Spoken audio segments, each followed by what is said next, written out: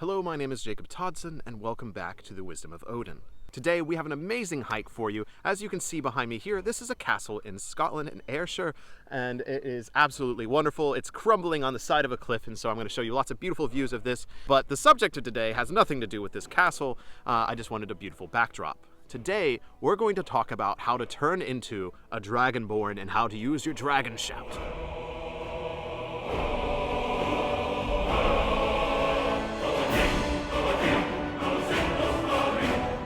Kind of.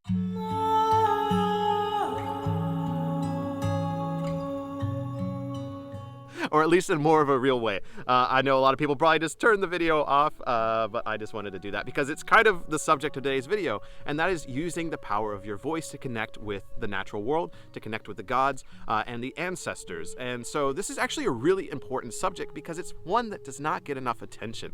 A lot of people are coming into the pagan religions all around the world, the pagan traditions, whether it's Celtic, Finnish, Nordic, Germanic, Greek, Egyptian, African, it doesn't matter. Just like this is a conversation for everyone that is returning to traditional religions, traditional worldviews, and spiritualities, because the core of every single one of these is the power of the voice, singing, dancing, song, storytelling.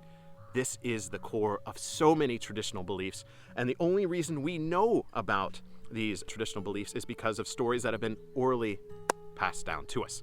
So there's a lot to discuss today. I'm going to be sharing some factual information as far as what we know from source material, and then going into my personal experiences, and then my advice to how to use the power of your voice to connect to our natural world. So lots of beautiful views, lots of great conversation, and of course I want to know your thoughts down below as we start this conversation on the power of the voice.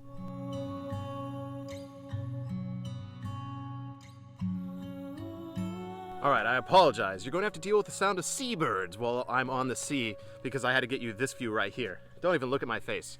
Don't even look at me. I'm over here. Just the power of the voice. That's all we're talking about today. You don't even need me. You just need this. So anyways, the power of the voice.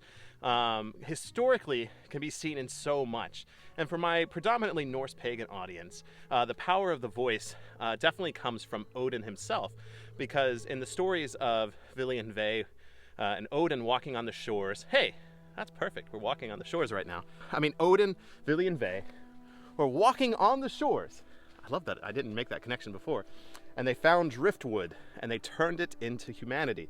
And the gift that Odin gave, the driftwood, is breath. His breath, the breath of Odin, perhaps the breath of the shaman.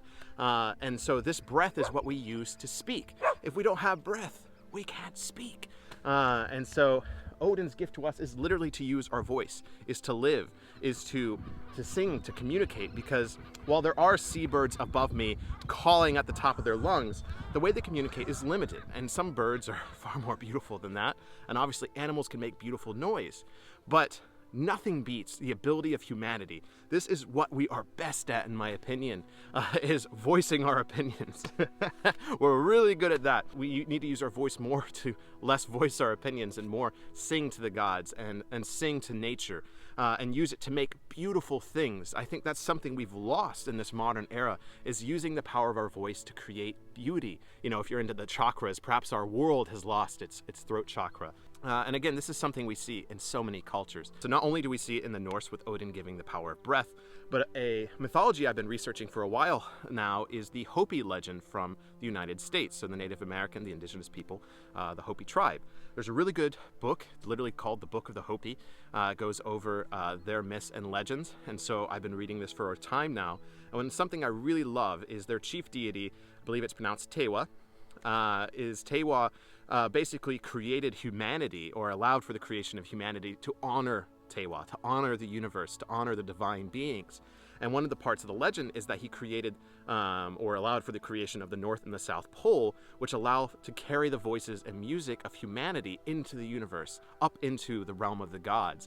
But again, we see this in the Druidic, in the Celtic legends as well, because one of the things recorded about the Druids is that they only orally communicated things. They would never write things down because they thought it made a lesser memory. And so to communicate things with our voice is in its way a spiritual experience, to communicate the words of the gods, the words of wisdom, of knowledge, of storytelling. These are all very important things. Furthermore, within historical context, not only necessarily mythology, or I guess this is where mythology and history comes together, skalds of the past. We didn't start with the Poetic Edda. We didn't start with the written source materials of Norse mythology. For hundreds, if not thousands of years, the stories of the Norse gods was maintained through oral storytelling of skalds, priests, shaman, whoever, but predominantly we know it the skalds, who would travel around sharing oral stories of kings and heroes and the gods and how they interacted with one another. And I think the other thing here is you don't necessarily need to be a singer to use your voice. You don't have to sound like, this amazing, you don't have to sound like Einar Selvik. You can just talk, you can share stories. But there's a key here, is in this memorization, it's not supposed to be line by line. Every single skald, every single storyteller would have slight deviations within how they tell stories. And this is why it's so difficult to study Norse mythology and mythology in general, is because there's so much inconsistency. And this is something that really has irked me about conversations I've witnessed and been a part of, is this conflict over minute details within Norse mythology. I know that we couldn't have what we have now without scholars and research and people recording things in written form, but this is not how mythology was meant to be transmitted, and it's not meant to how it's supposed to be discussed, is how many heads did Tyr's mother have? What color were Odin's eyes? What about this small nuance in this one word? I know it's all we have sometimes. But we also have to remember that this would have changed based on who was telling the story, who told them, what region they're from, what tradition they're from, and then who actually wrote it down, and so who translates it as well. So there's so many filters that mythology goes through now. It's honestly stupid sometimes to argue these minute details when we're actually missing the bigger picture, which is oral storytelling, is oral, changing things of, when you tell the legend of Voluspa or Havamal, especially Havamal, it's not just one series of, lessons. It's not the same every single time. You're going to insert what you've learned in your wanderings. These wandering skalds that would tell the story of Havamal, the story of the High One, would not remember every single one, would not say it in the same order, and would definitely insert their own things into this as well and take things out. So this is going to change based on whoever is telling this story. Okay, so I'm going to try to find a way to get up here, let you sit with that for a second. So pause the video, let me know what you think down below.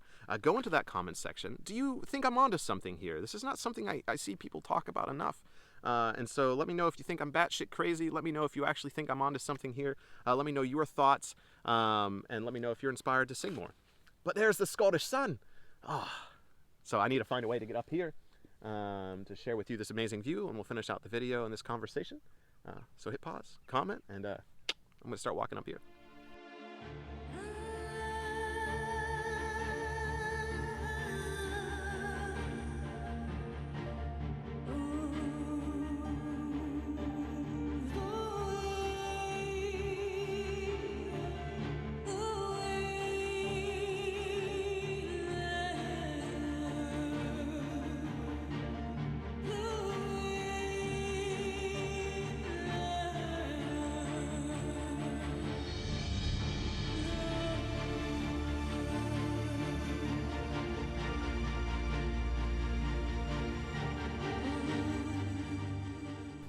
So here's where we're going to end our conversation. So a few things to kind of catch up on. So one thing I forgot to mention that I find lovely about synchronicities within cultures is where I mentioned the Hopi people and the way they have the North and the South Pole used to carry vibrations, carry our songs to the divine, to Tewa. We also see this a little bit within the Norse, or at least a commonality when it comes to the four dwarves that hold up the sky. You have Norðri, Suðri, Ásthri, and Vestri. And so maybe you could see these dwarves as carrying our songs up to the sky, up to the upper realm, to Asgard, to the gods, or carrying them down into the lower realm, into the ancestors. And so this is definitely blending cultures, but I do think that there's an ability to do that because we see these commonalities. And so playing around with this and seeing, okay, I'm going to call out to Norðri, Suðri, Ásthri, and Vestri as these pillars that carry our voices to the gods. And I've started doing that in my rituals, is if I start a ceremony, if I create sacred space, I do call out to these four directions, which is very common in a lot of pagan circles, is calling to the cardinal directions. And so I just simply twist it now and say, carry our voices to the gods, carry our voices to the spirits. And so it's been resonating really well. And we do have to try things. We have to practice. And I think that's a big thing as well. I've always tried to push is try things out, see how they go. Take notes, try them out many times, because it's only through this practice, recording and then sharing, again, this sharing. So now I'm sharing with you something I started doing, combining these ideas of the Hopi people and the vibrations carried by the North and South Pole, and bringing that with a Norse understanding of cosmology, of Norðri, Suðri, Austri, and Vestri, and seeing what it feels like, what it resonates. And so far, I think it resonates really well. It makes sense to me. And so if this is something you want to try, I'm sharing orally with you now. You should try this out. I think it works really well. And again, very common in a lot of pagan circles to do this. So I want to give you a little advice and a tip. So something I do, I know a lot of people are not good singing in public. I've gotten better, but it's taken practice. And so I want you to practice. And so right now I just kind of sing, random tunes because I don't really care. If you look up songs like, an Old Norse or, a Gaelic or something like that, that's great as well. Something that's easy is, and it helps you as well, is the runes, because the runes are very audible. And again, this is something that would have been transmitted orally. So, just singing the runes, or singing the runes you feel in a moment, Galder chanting. And so for like Fehu, Fehu, and just singing it. And then just repeating them in your mind. It doesn't have to be so awkward. Just get out and do it. People might look at you a little weird, but it's totally worth it. And this comes into shamanic tradition as well. Like when I was in the shaman retreat in Estonia, there was like throat singing classes. And so that's one of the things we did, is learn how to throat sing, which is, pretty crazy, because it's not as hard as I thought it would be, but it just takes practice. And so that's something I've been doing. I'm still a little nervous about sharing that, because I think that is a little bit more private. But doing just like you get the sound right here. Here's the rubbish I picked up, by the way. So right here at the bottom of the throat. So that,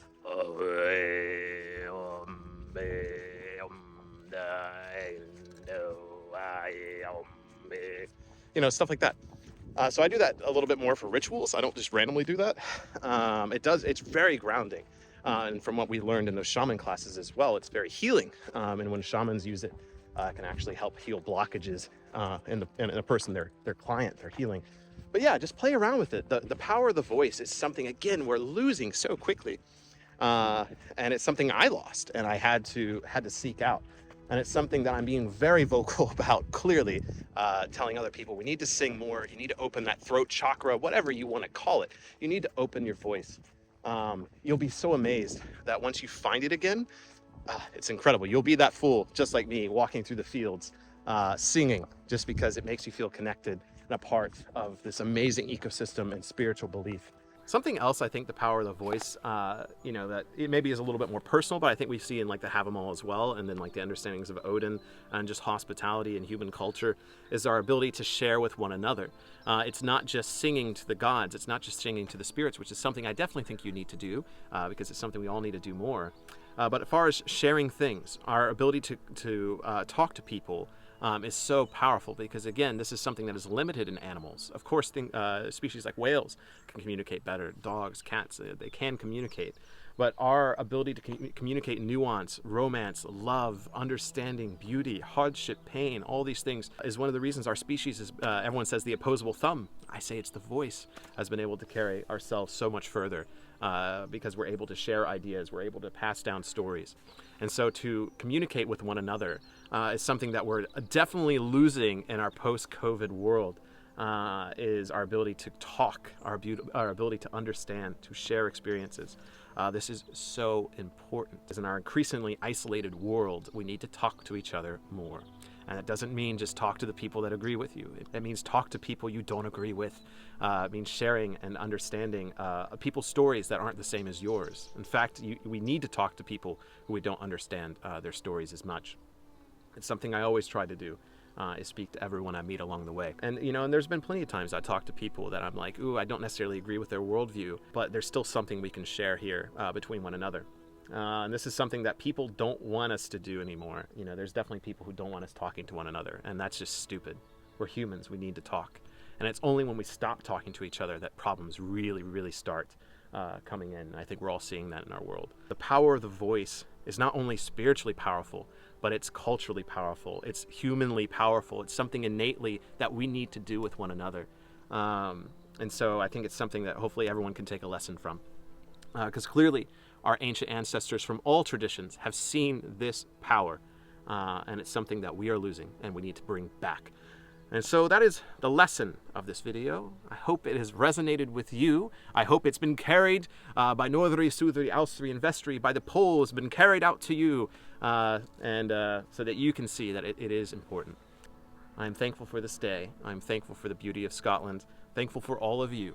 So thank you for joining me for this video, sharing the power of the voice with my power of my voice so that you can share it and cause this ripple effect. Let's talk more. Let's sing more to the universe.